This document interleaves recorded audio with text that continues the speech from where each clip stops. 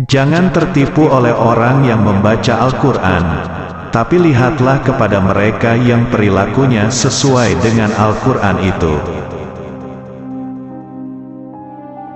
Duduklah bersama orang-orang yang mencintai Allah, karena bergaul bersama orang seperti mereka akan mencerahkan pikiran. Perbanyaklah mengingat Allah, karena itu adalah obat.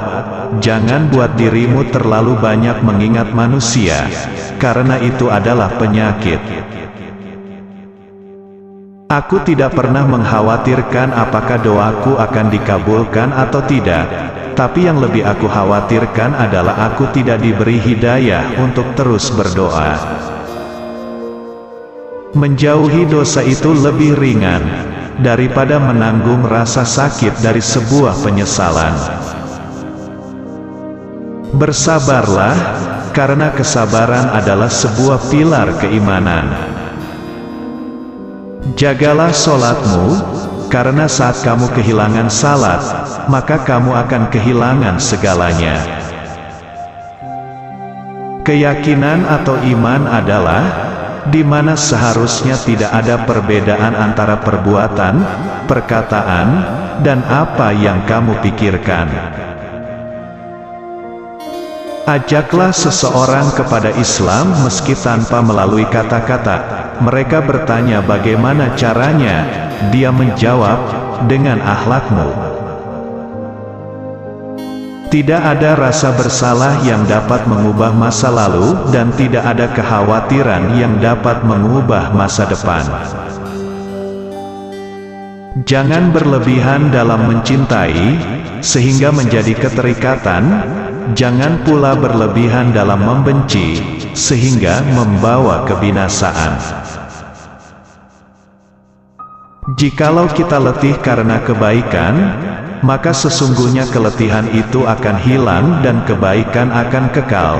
Namun jikalau kita bersenang-senang dengan dosa, maka sesungguhnya kesenangan itu akan hilang dan dosa itu akan kekal. Apa yang melewatkanku tidak akan pernah menjadi takdirku, dan apa yang ditakdirkan untukku tidak akan pernah melewatkanku. Mahkota seseorang adalah akalnya, derajat seseorang adalah agamanya, sedangkan kehormatan seseorang adalah budi pekertinya. Kebajikan yang ringan adalah menunjukkan muka berseri-seri dan mengucapkan kata-kata lemah lembut. Aku khawatir akan datangnya hari di mana orang-orang yang tidak beriman merasa bangga dengan kedustaannya, sementara orang-orang yang beriman malu dengan keimanannya. Jangan bersedih atas apa yang telah berlalu, kecuali kalau itu bisa membuatmu bekerja lebih keras untuk apa yang akan datang. Ketahuilah, sabar itu ada dua, yang satu lebih utama daripada yang lain. Sabar pada waktu musibah itu baik, yang lebih baik daripadanya lagi ialah sabar, menahan diri dari yang diharamkan Allah. Jadilah orang yang bermartabat, jujur dan selalu menyampaikan kebenaran. Sabar adalah bahan ramuan paling menyehatkan dalam hidup kita. Berpegang teguhlah pada kebenaran, bahkan meski kebenaran itu akan membunuhmu. Jika pasanganmu sedang marah, maka kamu harus tenang. Karena ketika salah satunya adalah api, maka satu yang lainnya harus bisa menjadi air yang bisa meredam amarah itu. Dari begitu banyak sahabat, tak kutemukan sahabat yang lebih baik daripada menjaga lidah. Aku memikirkan tentang semua pakaian, tetapi tidak menemukan pakaian yang lebih baik daripada takwa. Aku merenungkan tentang segala bentuk amal baik, namun tidak mendapati yang lebih baik daripada memberi nasihat yang baik. aku mencari segala bentuk rezeki, tetapi tidak menemukan rezeki yang lebih baik daripada sabar.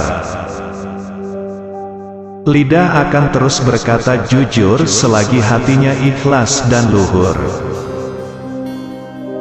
Cara terbaik untuk mengalahkan seseorang adalah mengalahkannya dengan kesopanan. Barang siapa yang jernih hatinya akan diperbaiki pula oleh Allah pada apa yang nyata di wajahnya.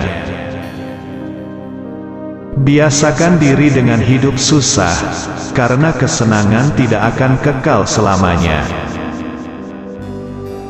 Aku tidak peduli atas keadaan susah dan senangku, karena aku tidak tahu manakah di antara keduanya itu yang lebih baik bagiku.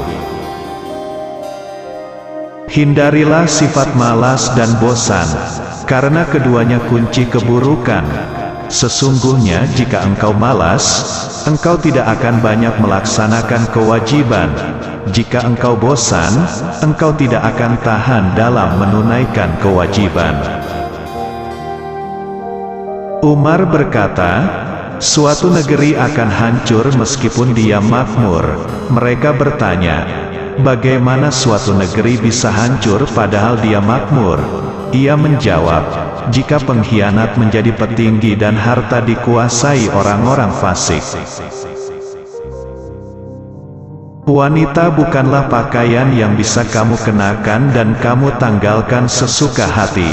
Wanita itu terhormat dan memiliki haknya. Terkadang, orang dengan masa lalu paling kelam akan menciptakan masa depan yang paling cerah. Janganlah kamu berburuk sangka dari kata-kata tidak baik yang keluar dari mulut saudaramu, sementara kamu masih bisa menemukan makna lain yang lebih baik. Aku tidak pernah sekalipun menyesali diamku, tetapi aku berkali-kali menyesali bicaraku.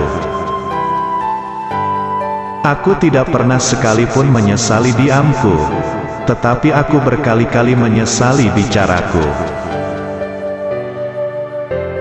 Aku tidak pernah sekalipun menyesali diamku, tetapi aku berkali-kali menyesali bicaraku.